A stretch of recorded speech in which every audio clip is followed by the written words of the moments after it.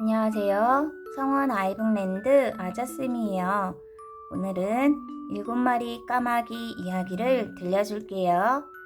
이 책은 그림 형제, 그림 마누엘 클라베로, 옮김 김영주, 그리고 아이북랜드에서 이 책을 만날 수 있게 도와주셨답니다. 자, 그럼 들어가 볼게요.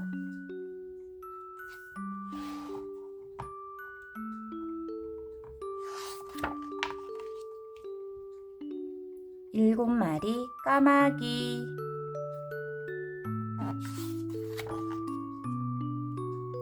옛날 옛적 어느 산골 마을에 농부 가족이 작은 오두막집에서 살았어요. 오두막집은 살기는 몹시 힘들었답니다. 여름이면 뜨겁게 내리쬐는 햇볕을 땀을 뻘뻘 흘리며 견뎌야 했고, 아니면 며칠이고 주룩주룩 내리는 장맛비를 고스란히 맞아야 했답니다. 겨울에는 우두둑 떨어지는 주먹만한 우박과 펑펑 쏟아지는 눈 때문에 오들오들 떨며 지냈지요. 농부에게는 7명의 아들이 있었답니다. 7 형제는 하나같이 게으르고 어설프고 덜렁댔지요.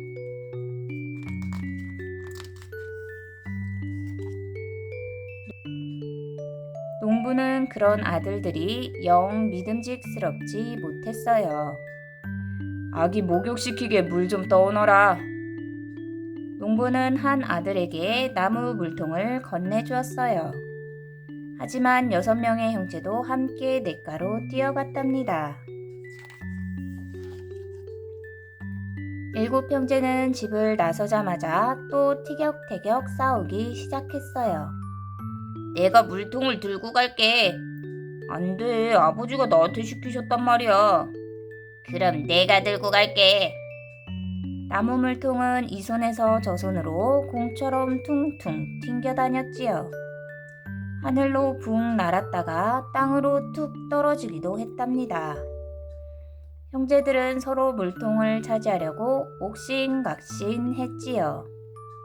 바로 그때 나무 물통이 누군가의 손에서 떨어져 산산조각이 나고 말았어요. 너 때문이야. 내가 잘못한 거야. 형제들은 서로 자기 잘못이 아니라고 바득바득 우겼어요. 그나저나 이제 어쩌지? 7 형제는 몹시 걱정이 되었답니다. 아들들이 물을 기르러 간 사이 농부는 아기를 품에 꼭 안고 집안을 이리저리 서성거렸어요. 왜 이렇게 안 오는 거야?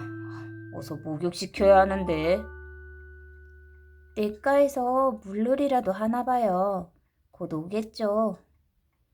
아내가 형제들 편을 들며 초조해하는 농부를 달랬어요. 이 말썽꾸러기들. 결국 농부는 씩씩대며 7 형제를 찾으러 집을 나섰답니다.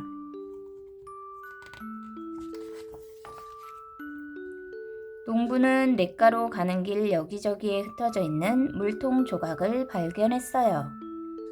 형제들은 풀이 죽어 길가에 앉아 있었지요. 맙소사! 농부는 화가 머리끝까지 나서 참을 수가 없었어요. 이 못된 녀석들! 모두 까마귀나 되어버려라!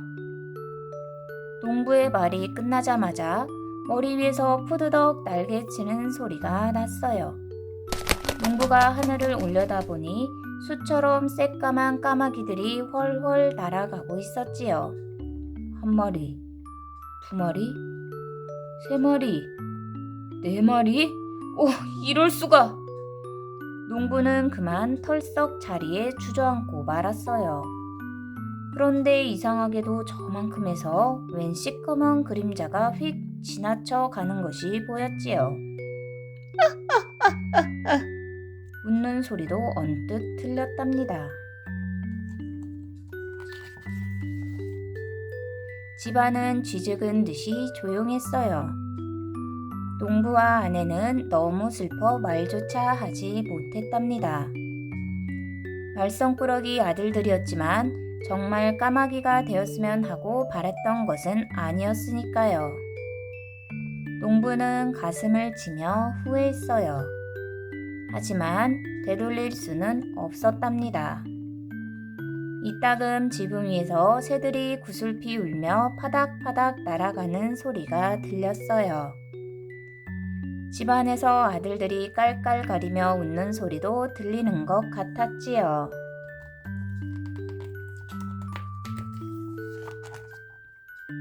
아기는 날이 갈수록 무럭무럭 자라 아름다운 소녀가 되었답니다. 오빠들은 나 때문에 까마귀가 된 거야. 소녀는 마음이 아팠어요. 늘 하늘을 올려다보며 부탁했지요. 별님, 오빠들이 어디에 있는지 알려주세요. 그러던 어느 날 새벽, 소녀는 깍깍 까마귀 소리를 들은 것 같았어요. 창문으로 얼굴을 빼꼼히 내밀어 봤지만 까마귀는 어디에도 없었답니다. 반짝반짝 빛나는 별이 마치 무슨 말을 하려는 듯 조금씩 움직였지요. 소녀의 눈에선 주르르 눈물이 흘렀답니다. 오빠들도 저 별을 보고 있을까? 그러자 오빠들이 보고 싶어 참을 수가 없었어요. 그래, 내가 오빠들을 찾아야 해.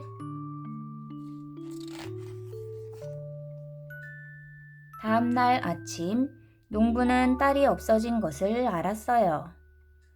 농부와 아내는 아들들이 없어진 뒤에도 딸이 있어 조금은 슬픔을 달랠 수 있었지요. 그런데 딸마저 없어져 버린 거예요. 농부와 아내는 흐느껴 울었답니다. 바로 그때 창턱에 하얀 비둘기 한 마리가 툭 내려앉는 소리가 들렸어요.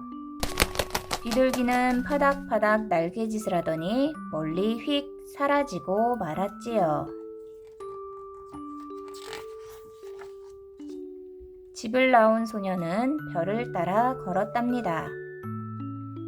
어느새 아침이 밝아왔지요. 소녀는 숲길을 타박타박 걷고 있었답니다. 빽빽한 나무들이 햇살을 모두 가려 꼭 깜깜한 밤처럼 어두웠지요. 가면 갈수록 길은 더 울퉁불퉁 험해졌답니다. 어쩌지? 길을 잃은 것 같아. 소녀는 엉엉 울고 싶었어요. 하지만 도움을 청할 때도 없었답니다. 그런데 갑자기 머리 위에서 파드닥 날개짓 소리가 들렸어요. 또 나뭇가지 사이를 휙휙 날아다니는 하얀 털도 힐끗 보였답니다. 내가 널 도와줄게. 그러니 포기하지 마. 높다란 나무 위에서 하얀 비둘기가 말했어요. 소녀가 집을 떠난 지 여러 날이 지났어요.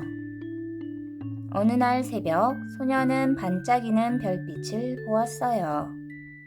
별은 그 어느 때보다 수평선에 훨씬 가까워 보였지요. 별빛을 따라 내려오자 온통 담으로 빙 둘러싸인 커다란 성이 보였어요.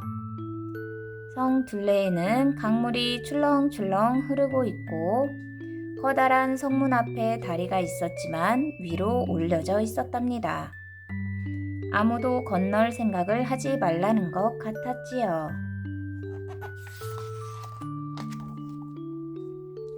바로 그때 하얀 비둘기가 소녀의 어깨 위에 살포시 내려앉았어요. 그리고 소녀의 귀에 대고 속닥속닥 속삭였지요. 내가 데려다 줄게. 소녀는 어느새 강 위를 훨훨 날고 있었답니다. 성남 물결이 이따금씩 소녀를 찰싹찰싹 때렸고 물거품이 뾰족한 갈고리가 되어 강물 속으로 끌어내리려는 듯 했지요. 겁내지 마. 괜찮을 거야. 소녀는 용기를 냈답니다. 소녀는 강을 넘어 간신히 성에 도착했어요. 커다란 철문은 단단한 열쇠로 굳게 잠겨 있었답니다. 소녀는 문고리에 대롱대롱 매달려 문을 똑똑 두드렸지요. 똑똑 소리는 메아리가 되어 철문을 울렸답니다. 그러자 작고 부드러운 새하얀 깃털 하나가 하늘에서 빙그르르 돌며 내려왔어요. 깃털은 소녀의 머리에 톡 내려앉았지요. 깃털을 잡아. 그게 열쇠야. 비둘기가 말했어요. 이걸로 커다랗고 단단한 쇠문을 열란 말이야? 소녀는 고개를 갸우뚱했답니다. 비둘기는 소녀의 걱정을 아는 듯 조용히 말했지요. 열 수 있어. 가장 작은 것이 가장 큰 것을 이기는 법이거든. 가장 부드러운 것이 가장 단단한 것을 이길 수 있는 거야. 소녀는 깃털을 열쇠 구멍에 살그머니 넣었어요. 그러자 성문이 철커덩 열렸지요. 소녀가 안으로 쏙 들어가자마자 문은 다시 철컥 닫히고 말았답니다.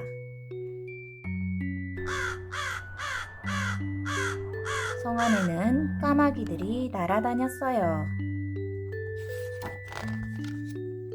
하나, 둘, 셋, 넷, 다섯, 여섯, 7마리네. 소녀는 기뻐서 소리를 질렀어요. 오빠들이야! 갑자기 기분 나쁜 웃음소리가 들렸어요. 소녀와 7마리의 까마귀는 입을 꾹 다물었지요. 마법의 성에 온 걸 환영한다. 소녀는 화들짝 놀랐어요. 눈앞에는 엄청나게 크고 무시무시한 입을 가진 마법사가 서 있었거든요. 소녀는 겁이 났지만 꾹 참고 또랑또랑한 목소리로 말했어요. 오빠들을 돌려줘. 그건 절대 안 돼. 너나 내 오빠들이나 여기서 한 발짝도 못 나가. 저 성문은 앞으로 절대 열리지 않을 거야.